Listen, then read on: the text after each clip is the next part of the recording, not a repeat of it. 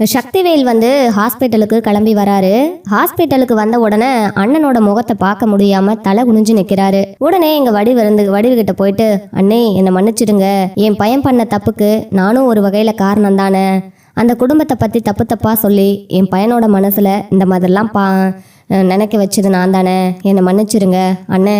செஞ்ச தப்புக்கு நான் என்ன ஏதுன்னு விசாரிக்காம கதிரை ஜெயிலுக்கு அனுப்புனது என்னோட தப்பு தான், மன்னிச்சிருங்கண்ணேன்னு சொல்கிறாங்க. பரவாயில்ல விடு சக்தி அப்படின்னு சொல்கிறாங்க.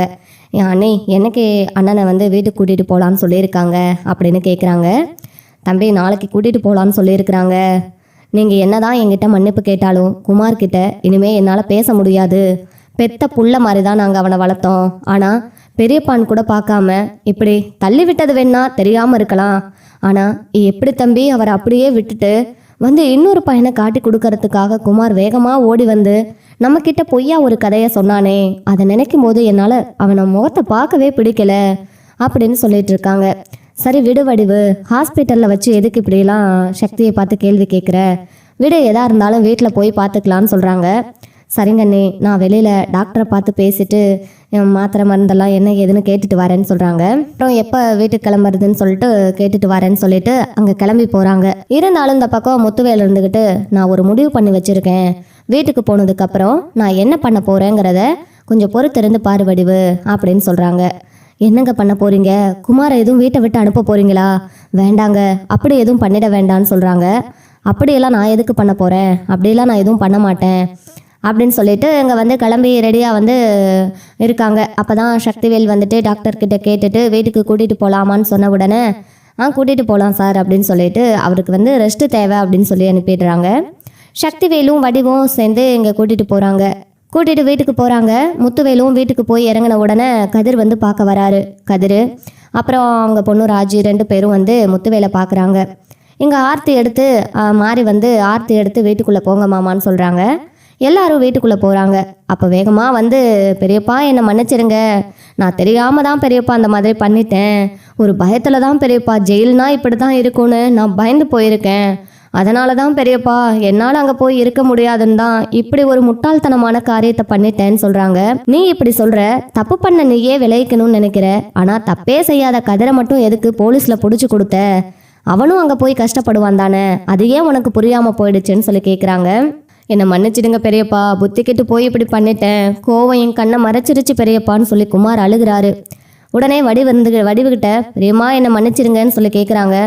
தயவு செஞ்சு இனிமே உன் முகத்தை பார்க்க கூட எனக்கு விருப்பம் இல்லை குமார், என் நான் பெத்த புள்ளையாட்ட உன்னை பார்த்து வளர்த்தேன், ஆனால் நீ இப்படி ஒரு காரியம் பண்ணுவேன்னு நான் நினச்சி கூட பார்க்கல அப்படின்னு சொல்கிறாங்க. அதுக்கப்புறம் எல்லாரும் வீட்டுக்கு போனதுக்கப்புறம் இங்கே முத்துவேல் சொல்கிறாரு, இதுக்கு எல்லாத்துக்குமேவும் நான் ஒரு முடிவு கட்ட போகிறேன், இந்த சொத்து இருக்கிறதுனால தான் எல்லாம் சொத்து போயிடுமோங்கிற இதில் அண்ணன் மேலே பாசம் இல்லைன்னு நினைக்கிறீங்களானே அப்படின்னு கேட்குறாங்க.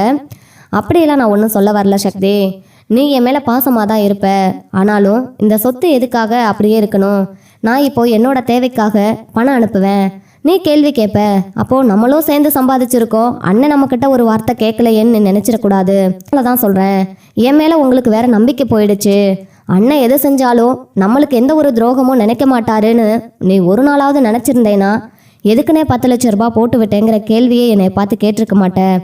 எதுக்கு சக்தி இந்த தேவையில்லாத பிரச்சனையெல்லாம், மொத்த சொத்து வேணும்னாலும் நீ எடுத்துக்கோ, உன்னோட விருப்பம்தான், அண்ணனுக்குன்னு நீ பார்த்து எவ்வளோ கொடுத்தாலும் சரி, அதை நான் தாராளமாக சந்தோஷமாக வாங்கிக்க தயாராக இருக்கேன், இந்த வீட்டிலேருந்து எல்லா சொத்துமேவும் உனக்கு எவ்வளோ எனக்கு கொடுக்கணும்னு தோணுதோ அவ்வளோ கொடுத்துரு, மிச்சத்தை எனக்கு கொடுத்துரு, உனக்கு எவ்வளோ வேணுமோ எடுத்துக்கோ அப்படின்னு சொல்லிட்டு தனியாக பிரிச்சிடலான்னு முடிவு பண்ணியிருக்காங்க. உடனே சக்திவேல் வேகமாக அண்ணே அப்படின்னு சொல்லிட்டு அப்படியே முத்துவேலோட கையை எடுத்து சக்திவேலோட கன்னத்தில் அடிச்சுக்கிறாரு. அவரேவோ, என்னை மன்னிச்சிடுனே, நான் சொத்துக்காக தான் ஆசைப்பட்டு உன் மேலே பாசத்தை வச்சிருக்கேன்னு நினச்சியா, சொத்தண்ணனே பெரிய சொத்து, நீ தானே எனக்கு எல்லாமேவும், உண்மையாலுமே நீ இல்லை அப்படின்னா நானும் அந்த இடத்துல இல்லைண்ணே, சொத்து வேணும்னு நான் ஆசைப்பட்டது உண்மைதானே, அதுக்காக சொத்து தான் வேணும் அண்ணன் மேலே பாசம் இல்லை அப்படிங்கிற ஒரு வார்த்தையை மட்டும் சொல்லிடாதீங்கண்ணே, என்னால் அதை தாங்கிக்கவே முடியாது அப்படின்னு அழுகிறாங்க. உடனேவும் என்ன ஆனாலும் பரவாயில்ல சக்தி, நான் என்னோட முடிவிலிருந்து மாறுறதா இல்லை, நீ சொத்தெல்லாம் எவ்வளோ சொத்து வேணுமோ எல்லாத்தையும் எடுத்துக்கோ, நான் பிரித்து எழுதுறதுன்னு முடிவு பண்ணிட்டேன், குமாருக்கு உன்னால் இந்த மாதிரி எவ்வளோ எழுதி வைக்க முடியுமோ எல்லாம் எழுதி வச்சிரு. மிச்சம் என்னோட கடைசி காலத்துக்கு நான் இனிமேல் என்ன பண்ண போகிறேன், என் மருமகன் பேரில் இல்லை என் மக பேரில் யாரோ ஒருத்தர் பேரில் என்னோட சொத்தை எழுதி வைக்க போகிறேன் அப்படின்னு சொல்கிறாங்க. எனக்கு நான் நாளைக்கு கூட ஹாஸ்பிட்டல் கிளம்பி போக தான் போகிறேன். எனக்குன்னு 1008 செலவுகள் இருக்கும். அதில் நான் உனக்கு துரோகம் பண்ண மாதிரி நீ நினச்சிடக்கூடாதுல்ல, அதுக்காக தான் சொல்கிறேன். தயவு செஞ்சு இனிமே என்னை மன்னிச்சிரு, நான் சொல்கிறதெல்லாம் சரியாக தான் இருக்கும் அப்படின்னு முத்துவேல் சொல்கிறாரு. பாருடா, உன்னால் என் அண்ணன் என்னை விட்டு பிரியறேன்னு சொல்கிறாருடா அப்படின்னு சொல்கிறாங்க. உன்னை விட்டு என்றைக்குமே நான் போக மாட்டேன் சக்தி, ஆனால் சொத்தெல்லாம் பிரிஞ்சிருக்கட்டும் தான் சொல்கிறேன். அது நம்ம 2 பேத்துக்குமே நல்லது தான் அப்படின்னு சொல்கிறாங்க. சரின்னு சொல்லிட்டு எங்கள் அப்பத்தாவும், இங்கே பாருடா, முத்துவேல் சொன்னால் எல்லாம் சரியாக தான் இருக்கும். யாருடா கண்டா, நீங்கள் பாட்டுக்கு ஏதாவது ஒன்று என் பிள்ளைய பண்ணிட்டு கூட நாளைக்கு என்ன சொல்லுவீங்க, அவன் மேலே தான்டா பழியை போடுவீங்க அப்படின்னு அப்பத்தா சொல்கிறாங்க. அத்தா என்ன அத்தா, நீயும் அண்ணன் கூட சேர்ந்துக்கிட்டு எங்களை எப்படியெல்லாம் கேவலப்படுத்துறேன்னு சொல்கிறாங்க. நான் சரியாக தான்டா சொல்கிறேன், நீங்கள் தான்டா என் பிள்ளைய அப்படியே கொலை பண்ண பார்த்துருக்கீங்க, பாவி பாவி அப்படின்னு சொல்கிறாங்க. உடனே கதிர் இருந்துக்கிட்டு, போதும் யாரும் இதுக்கு மேலே எதுவும் பேச வேண்டாம், அவர் ரெஸ்ட் எடுக்கட்டும், நாளைக்கு நாங்கள் சென்னைக்கு ஹாஸ்பிட்டல் போகணும், செக்கப்புக்காக வர சொல்லியிருக்காங்கன்னு சொல்கிறாங்க. அண்ணே, இந்த ஒரு வாட்டினாலும் நான் உன் கூட வரேனே, இதுக்கு மேலே உங்கள் மாப்பிள்ளை தான், நான் இல்லைன்னு சொல்லலை, ஆனால் கதிர் வேண்டாண்ணே, நான் வர்றேனே உன் கூட, இனிமேலாவது என்னை நம்புனேன் அப்படின்னு சொல்கிறாங்க. என்னைக்கு சக்தி நான் உன்னை நம்பாமல் இருந்திருக்கேன், நீ தான் என்ன நம்பாமல் இருந்திருக்க. என்னை நம்பியிருந்தேனா நீயும் குமாரும் இப்படி ஒரு காரியத்தை பண்ணியிருப்பீங்களா? எனக்கு நான் ஒரு நாளாவது உங்களை நம்பாமல் இருந்திருக்கேனா? நான் உங்ககிட்ட மறைக்கிறேன் அப்படின்னா அதில் 1000 விஷயம் இருக்கும், அதனால தான் உங்ககிட்ட மறைக்கிறேன். அதை கூட புரிஞ்சுக்க தெரியலை, நீ எப்படி என் மேலே உண்மையான பாசம் அன்பெல்லாம் வச்சிருப்ப அப்படின்னு கேட்குறாங்க. உடனேவோ, அண்ணே இனிமேலும் நீ என்ன சொன்னாலும் நான் கேட்குறேன், நான் உன் கூட வர்றேன், ஹாஸ்பிட்டல்லேருந்து எல்லாத்துக்குமே நானே உன்னை பார்த்துக்கிறேன், என்னென்ன சொல்கிறேன்னு கேட்குறாங்க. இல்லை சக்தி வேண்டாம், என்னை கதிரே கூட்டிகிட்டு போவான், நீ போய் உன் வேலையை பாரு அப்படின்னு சொல்கிறாங்க. ஏனே என் கூட வரமாட்டேங்கிற, இதுதானே எனக்கு பிடிக்க மாட்டேங்குது, இதே கோவம் தானே குமாருக்கு வந்திருக்கோம் அப்படின்னு சொல்கிறாங்க. இங்கே பாரு தம்பி, கோவம் வந்தா என்ன வேணாலும் பேசுங்க, அதுக்காக உங்கள் அண்ணனை கொல்ல முயற்சி பண்ணதெல்லாம் உங்கள் பையனுக்கு சரின்னு சொல்லி இப்படித்தான் கேவலப்படுத்துவீங்களா? இப்படிப்பட்ட இடத்துல இருக்கவே எனக்கு பயமாக இருக்குது. என் புருஷனுக்கு ஏதாவது ஒன்று ஆயிடுச்சுன்னா நானும் அதுக்கப்புறம் இருக்க மாட்டேன், உயிரோடவே இருக்க மாட்டேன். அதுக்கப்புறம் சொத்து வேணும்னு நீங்கள் யாரும் எதுவும் பண்ண வேண்டாம், அப்படியே மொத்தமாகவே எடுத்துக்கோங்க அப்படின்னு அழுகிறாங்க.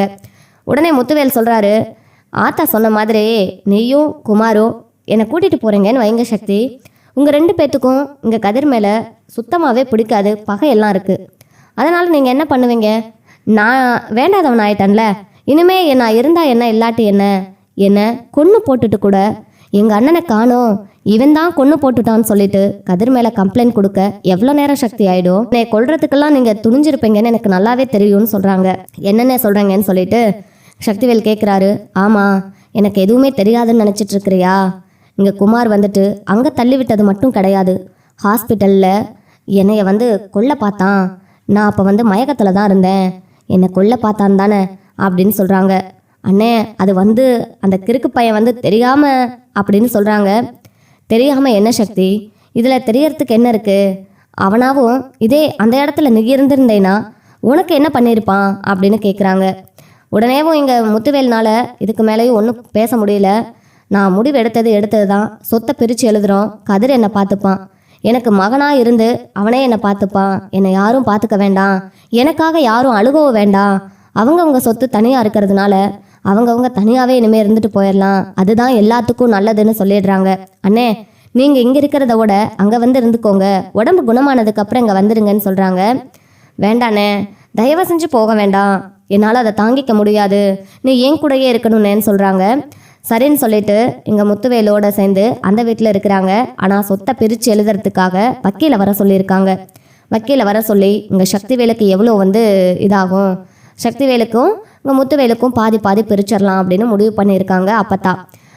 அதுக்கு தான் அப்பத்தா கிட்ட எனக்கு இவ்வளோ வேணாம், அங்கே குமாருக்காக தான் இங்கே சக்திவேல் இவ்வளோ கஷ்டப்பட்டிருக்கான், அதனால் எனக்கு அதில் 1/4 பங்கு கிடைச்சாலே போதும், 3/4 பங்கு என் தம்பி சக்தியை எடுத்துக்கட்டும்னு சொல்லிட்டு முத்துவேல் சொல்கிறாரு. உடனேவும் இங்கே சக்திவேல் இருந்துக்கிட்டு, அண்ணே சொத்துக்காக தான் உன்னை கொல்ல பார்த்தேன்னு நீ ஏனை கேவலப்படுத்திட்டு இல்லைன்னு சொல்கிறாங்க. அது மட்டும் இல்லாமல் இவங்களுக்கு எதுக்காக நம்ம சொத்து போகணும் அப்படிங்கிறதுக்காக தான் பையனுக்கே இது வரட்டும் அப்படின்னு சொல்லிட்டு நீங்கள் என்ன முடிவெடுத்தாலும் எனக்கு சரினே அப்படின்னு சக்திவேல் சொல்கிறாங்க. நீங்கள் எனக்கு சொத்து கொடுத்தாலும் சரி கொடுக்கலைனாலும் சரின்னு சொல்லிட்டு பேச்சுவார்த்தைக்கு அப்படி சொல்லி விட்டுறாங்க. முத்துவேல் வந்துட்டு நான் சொன்ன மாதிரி எனக்கு அதில் 1/4 பங்கு கொடுத்துருங்க, என் தம்பிக்கு வந்து 3/4 பங்கு கொடுத்துருங்க, அது போதும், நாங்கள் 2 பேரும் தான், எங்களுக்கேவோ இந்த சொத்து அதிகம்தான், நாங்கள் என் மக பேரில் இல்லை மருமகன் பேரில் எழுதி வச்சுருவோம் அப்படின்னு சொல்கிறாங்க. உடனேவோ அங்கே வந்துட்டு அவங்க அம்மாட்ட கேட்குறாங்க, என்னம்மா நான் என்ன அத்தா நான் சொல்கிறது சரிதானேன்னு கேட்குறாங்க. முத்து, நீ எந்த முடிவெடுத்தாலும் சரியாதான்ப்பா இருக்கும், நீ அவனுக்கு சேர வேண்டியதை பிரித்து கொடுத்துரு, நாளைக்கு அந்த படுபாய் பையன் உனக்கு கொண்டு போட்டுருவான், எனக்கு நீ இல்லைன்னா அவ்வளோதான்ப்பா அப்படின்னு சொல்கிறாங்க. வக்கீல்கிட்ட சொன்ன உடனே இங்கே சொத்தை வந்து முத்துவேல் சொன்ன மாதிரியே பிரிக்க போகிறாங்க. இந்த பக்கம் ராஜி இருந்துக்கிட்டு, அப்பா எங்களுக்கு எதுவும் வேண்டாம், நான் பெருசாக நினைக்கிறதே உங்களையும் அம்மாவையும் தான், இப்போ எனக்கு நீங்கள் இருந்தால் எனக்கு போதும், உங்களுக்கு எதுவும் பிரச்சனை இல்லை அப்படிங்கிறபோது நான் ரொம்ப சந்தோஷமாக இருக்கேன், எனக்கு எந்த பிரச்சனையும் இல்லைப்பா, இந்த பாருங்கப்பா சொத்தெல்லாம் எங்கள் பேரில் எழுதி வைக்காதீங்க, எங்களுக்கு எதுவும் வேண்டான்னு சொல்கிறாங்க. இல்லைம்மா, உனக்காக நான் எதுவுமே செய்யலை, கல்யாணம் முடிஞ்சு இத்தனை வருஷத்தில் உனக்கு எதுவுமே நான் செய்யலை, அதுக்காக அப்பா கொடுக்குற சீராக நினச்சிக்கடா, கடைசி காலத்தில் எனக்குன்னு யார் இருக்கா, ஆம்பளை பையன் இருந்தால் ஆம்பளை பையன் பார்த்துப்பான்னு சொல்லலாம், எனக்கு இருக்கிற ஒரே ஒரு பொம்பளை பிள்ளை, அப்பாவை அம்மாவை நீ பார்த்துக்க மாட்டியா, அதுவும் இல்லாமல் மருமகன் மகனாக இருந்து பார்த்துக்கும்போது நான் எதுக்காக பயப்பட போகிறேன், எனக்கு இனிமேல் என்ன ஆனாலும் பரவாயில்ல அப்படின்னு சொல்கிறாங்க. சொன்ன உடனே இங்கே வந்து வடிவும் சொல்கிறாங்க, வடிவுக்கிட்ட கேட்குறாங்க. உடனே வடிவும், உங்கள் அப்பா பேச்சை நான் என்னைக்கு மீறி பேசியிருக்கேன், அவர் சொல்கிறது தான் சரி, அவர் சொன்ன மாதிரி எங்கள் மாப்பிள்ளை பேர்லேயே இருக்கட்டும், நீங்கள் பார்த்துக்கோங்க, எங்களை எங்கள் காலம் முடிஞ்சிருச்சு அப்படின்னு சொல்கிறாங்க.